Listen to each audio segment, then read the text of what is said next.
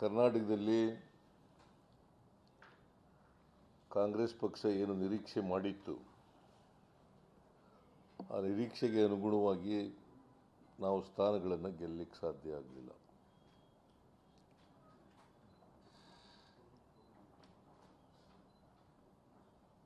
ನಾವು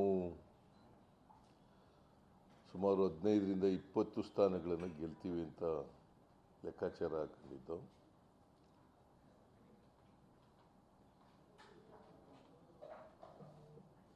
ಆದರೆ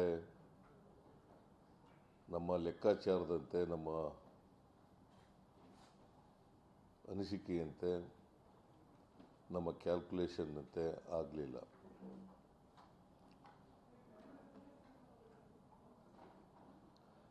ಆದರೆ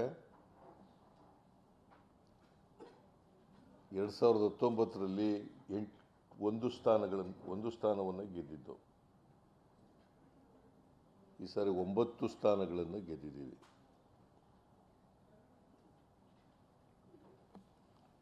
ಮತ್ತೆ ವೋಟ್ ಶೇರು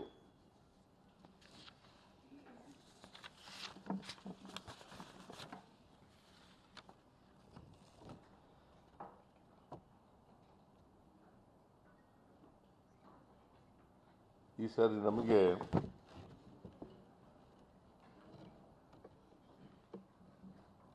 45.34% ಬಂದಿದೆ.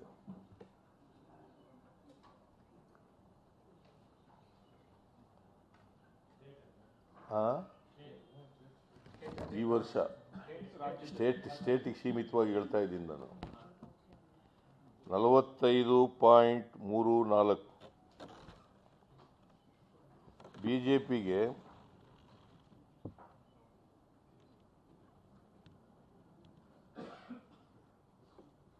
46.04.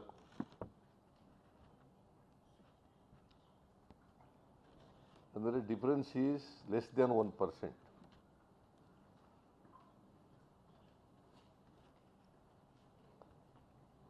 ಅದೇ 2019ರಲ್ಲಿ ಅವ್ರಿಗೆ 51.38% ಬಂದಿತ್ತು. ನಮಗೆ 31.88% ಬಂದಿತ್ತು.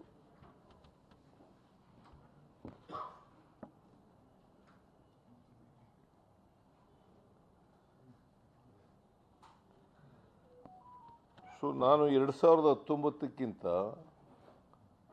ನಮ್ಮ ಪರ್ಸೆಂಟೇಜನ್ನು ಹೆಚ್ಚು ಮಾಡ್ಕೊಂಡಿದ್ದೀವಿ. ವೋಟಿಂಗ್ ಶೇರು ಇದೆಯಲ್ಲ, ನಮ್ಮ ವೋಟಿಂಗ್ ಶೇರು ಹೆಚ್ಚಾಗಿದೆ. ಅವರು 51ರಿಂದ 51.38ರಿಂದ 46.04ಕ್ಕೆ ಬಂದಿದ್ದಾರೆ. ಅದು ಅಲಯನ್ಸ್ ಮಾಡ್ಕೊಂಡು, JDS ಜೊತೆ ಅಲಯನ್ಸ್ ಮಾಡ್ಕೊಂಡು, BJP 46.04, ನಾವು 45.34, JDS 5.72. 5.72 ಅಂದರೆ ಎರಡು ಸೇರಿಸಿದ್ರೆ ಜಾಸ್ತಿ ಆಗುತ್ತೆ. ಆದರೆ ಹೋದ ಸಾರಿ JDS 2019ರಲ್ಲಿ 9.67% ತಗೊಂಡಿತ್ತು. 9.67%. ಅಂದರೆ ಎರಡೂ ಪಾರ್ಟಿಗಳಿಗೆ ಈ ಸಾರಿ ಪರ್ಸೆಂಟೇಜ್ ಆಫ್ ಪೋಲಿಂಗ್ ನಾವು ತಗೊಂಡ್ರೆ ಕಡಿಮೆ ಆಗಿದೆ.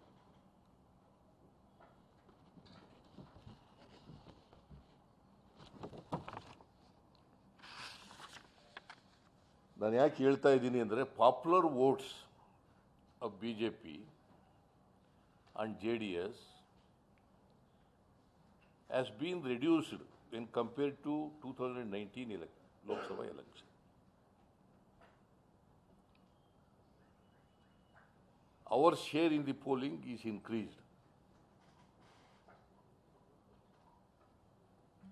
That is my intention.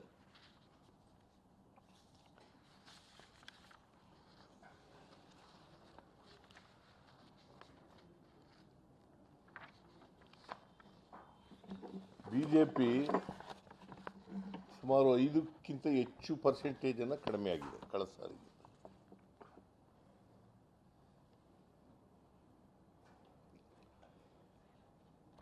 ನನಗಂತೇಳಿ ಭಾಳ ಹಿಗ್ಬಿಟ್ಟಿದ್ದೀನಿ ಅಂತಲ್ಲ, ಭಾಳ ಹಿಗ್ಗೋಗ್ಬಿಟ್ಟಿದ್ದೀನಿ ಅಂತಲ್ಲ. ನಾವು ನಮ್ಮ ನಿರೀಕ್ಷೆ ತಕ್ಕಂತೆ ಸ್ಥಾನಗಳನ್ನು ಗೆಲ್ಲಕ್ಕಾಗಿಲ್ಲ.